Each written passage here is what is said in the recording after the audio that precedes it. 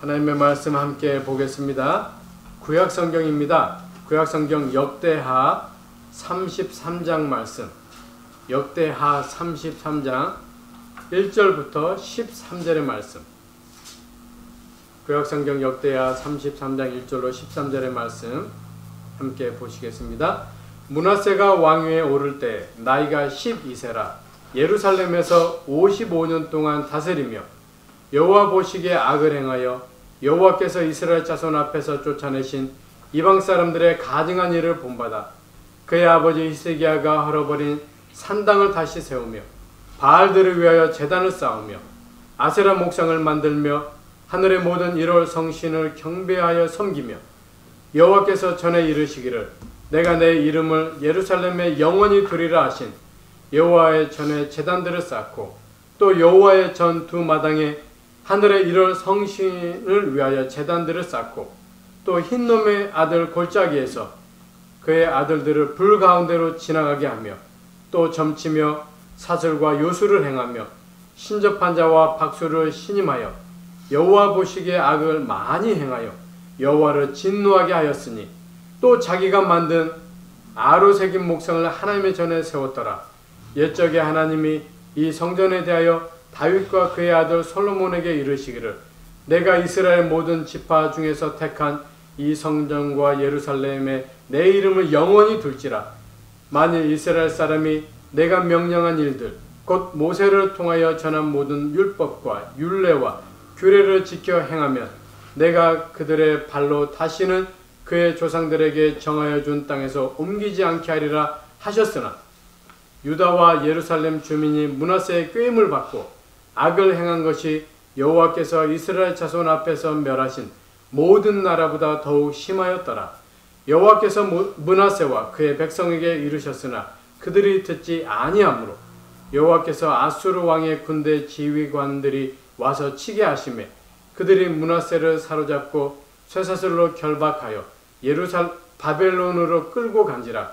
그가 환난을 당하여 그의 하나님 여호와께 간구하고 그의 조상들의 하나님 앞에 크게 겸손하여 기도하였으므로 하나님이 그의 기도를 받으시며 그의 간구를 들으시사 그가 예루살렘에 돌아와서 다시 왕 위에 앉게 하시매 므낫세가 그제서야 여호와께서 하나님이신 줄을 알았더라. 아멘. 하나님의 역사, 하나님의 역사라는 말씀의 제목으로 목사님께서 말씀을 전해 주시겠습니다. 많은 은혜 받는 시간 되시기 바랍니다.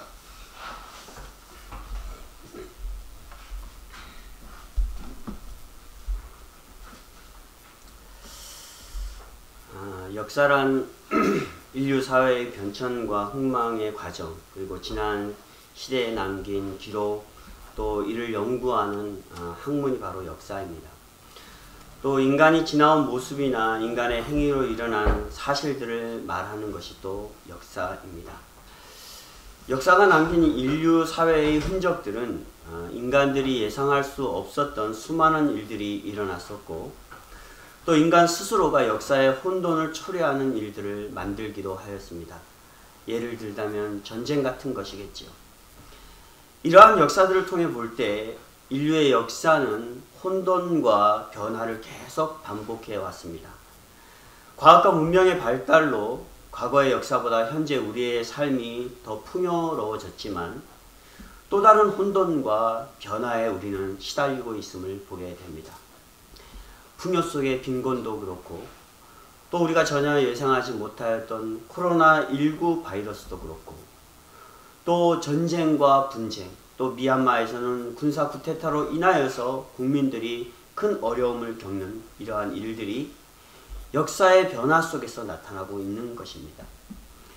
이러한 역사들을 보면서 현재 우리는 어떠한 역사적 성찰을 통해서 우리가 살고 있는 이 현재와 미래를 향해 나아갈 수 있을까 한번 생각해 보아야 합니다. 그렇다면 앞으로 인류의 역사는 이 혼돈과 변화가 아닌 늘 안정되고 일관된 모습으로 나아갈 수 있을까요? 저의 생각은 절대 아니라고 생각합니다. 왜냐하면 인류의 역사는 절대로 일관성을 유지할 수 있는 어떤 능력이나 인간애가 전혀 없습니다.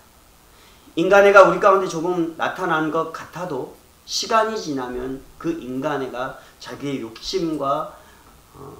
욕심으로 인하여서 점점점 사라지고 역사는 우리가 예상치 못한 또 다른 혼돈과 변화 가운데 나아가기 때문입니다. 인간의 욕심과 망상 등 인간의 추구하는 목적이 서로가 다 각각 다르기 때문에 너무 다양하고 너무 또 무리한 내용들이 많기 때문에 역사는 우리가 예상하지 못하게 혼돈과 변화 속에 나아가는 것입니다. 그러나 하나님의 역사는 어떻습니까? 하나님의 역사는 결론적으로 말할 때 일관적입니다. 일관적이라는 것은 변함이 없다라는 것이죠. 왜냐하면 하나님은 단 하나의 목적으로 역사의 일관성을 이끌고 계십니다. 비록 인류는 하나님의 역사에 걸맞지 않은 역사들을 만들어 갈지라도 하나님은 당신이 목적하는 것을 통하여서 역사를 일관적으로 이루어 가시는 것입니다. 오늘 본문은 이러한 하나님의 역사적 일관성을 우리에게 확인시켜 주고 있습니다. 유다의 14대의 왕 므낫세는 나이 12살에 예루살렘에서 왕위에 오르게 됩니다. 선대 왕이었던 우리가 잘 알고 있는 히스기야 왕의 업적을 보면 이 아들 므낫세 왕 역시도 유다를 하나님의 뜻대로 잘 이끌 것이라 기대하고 예상했을 것입니다. 그러나 역사는 아버지의 시대와 다른 혼돈과 변화의 역사로 나아가는 것을 보게 됩니다. 이 주체는 바로 므낫세 왕이었습니다. 유다의 열왕 중에 가장 긴 기간의 통치를 했음에도 불구하고 므낫세는 아버지가 이루었던 좋은 그 역사의 흔적들을 뒤집어 놓게 됩니다. 이스라엘은 하나님의 친백성으로서 오직 여호와 하나님만을 경외하는 것이 그들의 삶의 목적이고 지표였습니다. 그리고 하나님은 그런 이스라엘을 인간의 혼돈과 변화무쌍한 역사 가운데에서도 하나님의 역사가 목적하는 대로 일관성 있게 이끄셨습니다. 출애굽하게 하신 하나님, 가나안에 입성하게 하신 하나님, 또 왕의 역사를 이끄셨던 그 하나님의 모습을 볼 때 이스라엘을 통한 하나님의 역사는 너무나도 일관적이었습니다. 그런데 그런 하나님의 역사 속에서 이스라엘은 끊임없이 자신의 역사를 구축하려고 했습니다. 욕심이 있었습니다. 명예가 요구되어 있었습니다. 권력을 품고 싶었습니다. 정욕이 그들에게 싹텄습니다. 하나님께서 목적하는 역사와는 너무도 동떨어진 삶을 추구하는 것입니다. 오직 여호와만을 섬기며 가야 되는 것이 그들의 역사의 목표임에도 불구하고 그것을 저버리고 자신들의 역사를 만들어가기를 원했던 것입니다. 그러나 우상과 제약이 가득했던 유다에 하나님의 역사 속에 순종한 왕이 있었습니다. 그 왕은 바로 히스기야 왕이었습니다. 하나님의 역사가 목적하는 그 뜻을 그는 믿고 하나님의 전을 성결케 하였습니다. 예배를 회복하기 위해 우상이 가득한 산당을 모두 다 제거했습니다. 하나님께서 제정하신 절기를 다시 회복하여 유월절과 무교절을 지킴으로 인하여서 하나님의 은혜, 하나님께서 출애굽시키시고 가나안에 입성케 하셨던 그러한 하나님의 크신 은혜를 기억하고 감사하는 신앙을 회복케 함으로 나라를 다시 재건하였던 것입니다. 그 결과 하나님께서는 그들이 뿌린 소산의 열매를 더욱 풍성하게 해주셨습니다. 그 풍성함은 감사의 번제로 나타났습니다. 감사의 번제를 드릴 수 있다는 것은 그들의 소산이 많음으로 하나님께 드리는 11조가 가득하여서 왕은 왕의 기능을 잘 수행하게 되었습니다. 백성들에게 굶주린 자 없이 올바르게 먹을 것을 분배하는 그러한 왕의 기능, 또한 백성들을 보살필 수 있는 외세의 세력을 막고 이겨낼 수 있는 그러한 국력을 키우는 이러한 일들을 히스기야 왕은 잘 해 나갔던 것입니다. 히스기야 왕의 통치의 역사가 하나님의 역사 속에 순응하는 그러한 시간들이었습니다.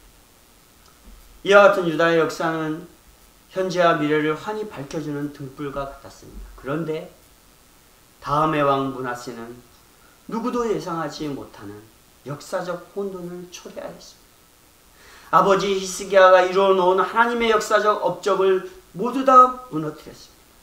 2절에 보면 이방 사람들의 가증한 일을 본받아 라고 말합니다.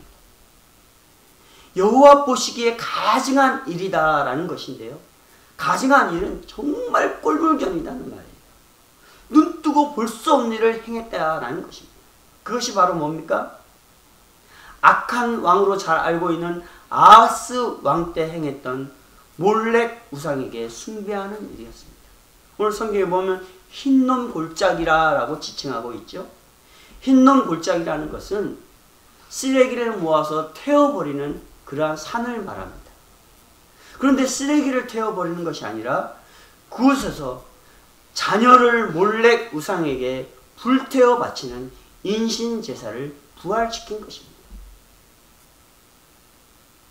뿐만 아니라 아버지 히스기야 왕이 헐어버린 산당을 다시 세우고 그곳에 바알과 아세라 목상을 만들며 하늘의 일월 성신, 즉 해와 달과 별을 숭배하는 이러한 잘못된 역사를 만들어 갔습니다. 그리고 므낫세 왕은 자신뿐만 아니라 모든 백성들을 꾀어서 자기와 같이 이렇게 몰렉 우상을 숭배하고 하늘의 일월 성신을 숭배하고 더 나아가서 자신의 이름, 왕의 이름을 하나님의 이름보다 높일 것을 독려하였습니다. 이처럼 인류의 역사는 찬란했던 과거의 역사를 무시한 채 자신을 역사의 주인공으로 만들려는 어리석음과 탐욕이 현재와 미래를 암담하게 만들었습니다. 결과적으로 인간이 역사의 주인이 되려는 어리석음으로 초래된 결과들이라 생각합니다. 현재 우리가 어려움을 겪고 있는 이 코로나 바이러스도 그렇습니다. 그 누구가 이것을 예상했겠습니까? 또한 이 코로나 바이러스로 인해서 사람들은 미래를 바라볼 때 희망보다는 걱정을 많이 하고 있는 것을 보게 됩니다. 이럴 때 하나님을 믿는 사람은 어떠한 자세를 갖춰야 하겠습니까? 하나님의 역사 속에 순응하도록 믿음과 기도로 나아가야 합니다. 왜 그렇습니까? 히스기야 왕도 성전을 재건하고 우상 숭배가 가득하였던 산당을 제거할 때 하나님 앞에 무릎 꿇고 기도함으로 나아갔기 때문입니다. 하나님의 역사는 일관성이 있어 그 역사 속에 있는 인간들이 하나님의 뜻과는 반대되는 길을 걷지만 하나님은 분명 자신의 역사적 일관성을 위해 가증한 일을 한 자들에게 대가를 지우게 하며 자신의 가증한 일을 깨닫고 회개로 돌이키게 하기 때문입니다. 그래서 우리는 하나님 앞에 믿음으로 나아가 하나님 앞에 기도해야 한다는 것입니다. 그리고 하나님께서는 그들의 죄악된 모습을 회복시켜 구원하시는 역사로 일관하실 것입니다. 단 하나님께서 주시는 대가의 역사 속에 인간은 깨달음과 회개의 행위가 반드시 있어야 합니다. 이것이 있기 위해서는 우리가 다시 하나님을 믿는 믿음으로 하나님 앞에 나아가 기도하지 않으면 이 행위를 할 수 없다라는 것입니다. 영적 각성 운동을 시행했던 히스기야 왕처럼 삶의 방향을 잃고 방황하지 말고 29장 11절에 또 무지한 죄로 더 이상 범하지 말고 여호와를 섬길 것이고 그래서 영육이 게으르지 말고 라는 이러한 경고의 말씀을 우리가 기억하고 바로 하나님 앞에 잘못된 우리의 모습을 깨닫고 오직 하나님의 역사에 순종하도록 회개하는 삶을 우리가 살아가야 합니다. 때문에 히스기야 왕은 이러한 일들을 위해서 성전 오르기를 열심을 다했다라고 말합니다. 또 그 성전에서 하나님께 기도하며 하나님과의 관계를 회복하기 위해 예배에 집중했다라고 성경은 우리에게 말해주고 있습니다. 그렇습니다. 우리가 하나님의 일관된 역사 가운데 살아가기 위해서는 지금 코로나 바이러스로 인해서 예배도 제대로 드리지 못하고 또 장소 가운데 모여서 예배도 하지 못하는 이러한 우리의 어려움이 있지만 또 문명의 발달로 인하여서 이렇게 인터넷이 잘 되고 이렇게 온라인상으로 할 수 있는 이러한 기회를 주셨기에 장소를 분문하고 우리에게 주어진 시간, 우리가 찾아야 될 하나님의 그 장소 앞에 어디에서 무엇을 하고 있는지 간에 구별해서 성전에 오르기에 열심을 다해야 된다는 것입니다. 그리고 그것에서 하나님과 집중함을 통해서 예배하는 이러한 모습이 이 현실의 시대 가운데 우리에게 나타나야 된다는 것입니다. 예전에는 예배를 하는 것이 어떤 장소에 모여서 우리가 함께 기도하고 예배하고 말씀을 듣는 것이 우리의 일상적인 삶의 모습처럼 되어 있었지만은 지금의 일상은 그렇게 되지 않지 않습니까? 어떤 한 교회에서는 미국에서 대법원에 예배를 못 드리게 하는 것을 소송을 걸어서 이번 판결문에서 그 소송을 이긴 것을 보았습니다. 그럼에도 불구하고 대법원에서는 25% 이상을 예배를 드리지 마라 라는 이러한 기사를 보았습니다. 사실 저의 생각은 반반입니다. 왜냐하면 얼마 전에 샌디에고 쪽에서였나요? 학교가 이제 오픈을 해서 학생들을 학교에 모여서 공부를 시켰는데 학교 공부를 한 이틀 만에 99명이 코로나 바이러스에 또 걸렸다는 것입니다. 우리가 현실을 또한 받아들여야 될 텐데 이 코로나 바이러스가 정말로 아무것도 아닌 것일 수 있지만 우리의 삶의 모습을 돌아보면 정말로 무서운 것입니다. 알고 모르게 죽어가는 사람들도 많이 있고 또 우리가 조심하지 않으면 우리도 걸릴 수 있는 이 바이러스가 바로 코로나 바이러스입니다. 그래서 사람들은 어떤 장소에 모여서 예배합시다 이것을 독려하는 것보다도 본질적인 문제, 이러한 시대가 왔음에도 불구하고 이 이유를 들어서 예배하지 아니하고 해이해져가는 신앙인의 모습을 다시 한번 꼬집고 어디에 있든지 우리의 마음이 우리의 삶이 정해진 시간 앞에 하나님의 전에 오르고 예배의 열심을 품고 하나님과 만나기를 집중할 수 있는 이러한 신앙을 겸비하도록 독려하는 것이 지금의 역사가 필요한 하나님의 말씀이 아닌가 저는 생각해 봅니다. 여호와 하나님께서는 자신의 역사가 목적하는 일관성을 위해 므낫세 왕과 그의 백성들에게 회개를 촉구하였습니다. 그러나 그들은 이미 역사의 주인공으로 살아가고 있었기에 하나님의 말씀을 거역했습니다. 그래서 하나님은 그에 대한 대가를 지우게 하십니다. 바벨론의 포로가 되게 한 것입니다. 포로가 되었다는 것은 뭡니까? 굴욕입니다. 환난입니다. 공포입니다. 언제 죽을지 모르는 생명의 위협입니다.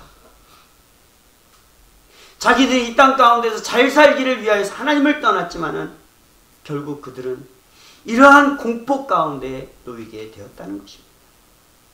이와 같은 죄의 대가는 결국 므낫세와 백성들을 깨닫게 하고 하나님 앞에 겸손하여 회개하게 됩니다. 그가 환난을 당하여 그의 하나님 여호와께 간구하고 그의 조상들의 하나님 앞에 크게 겸손하여 기도하였으므로 하나님은 이들의 기도를 들으시고 다시 그들을 왕국과 그들의 위치로 다시 되돌려 놓게 됩니다.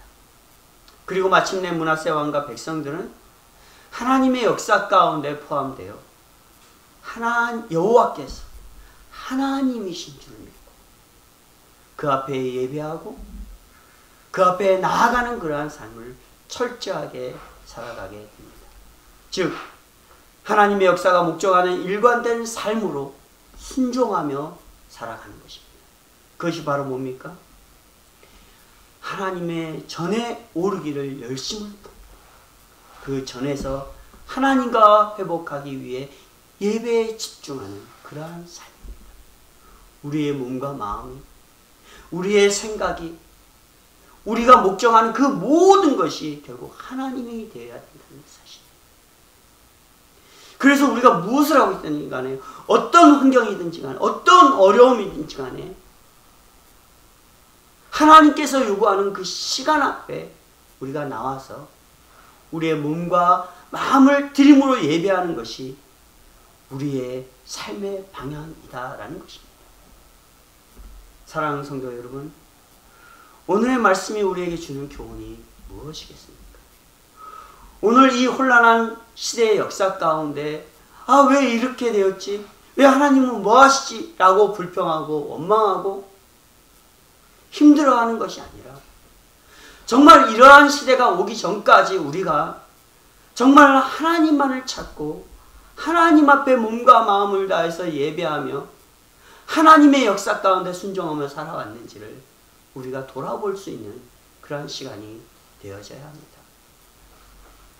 장소가 있었기에 그냥 우리가 가서 거기서 즐기고 사람을 만나고 엔조이하고 또 어떤 커뮤니티를 만드는 그러한 삶으로 살아왔던 우리의 모습이었다면, 그러나 지금은 그게 안 되잖아요. 그러니까 하나님 앞에 예배하는 것이 우리에게 무뎌지고 필요성을 못 느낄 때도 많이 있지 않습니까? 이것이 우리에게 문제라는 것이. 이러한 문제를 깨닫게 하기 위해서 이러한 시대가 우리 가운데 초래되어지지 않았나라는 생각도 해보게 됩니다. 우리의 신앙을 돌아봅시다. 하나님을 향한 우리의 믿음을 생각해 봅시다.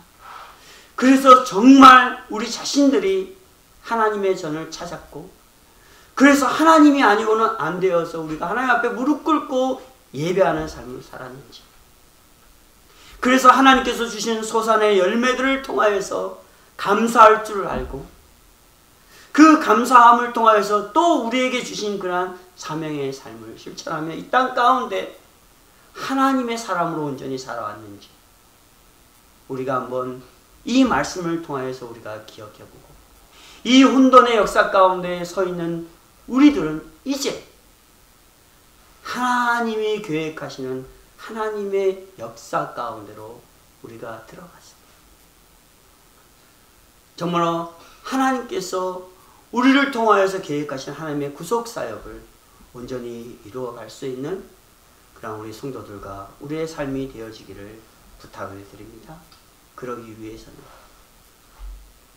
비록 온라인일지라도, 비록 우리가 장소에 모여서 예배를 못할지라도 우리에게 정해진 시간, 우리에게 요구되는 헌신, 하나님과 만나야 되는 그러한 시간, 하나님과 교제해야 되는 그러한 부분들을 여러분들 철저하게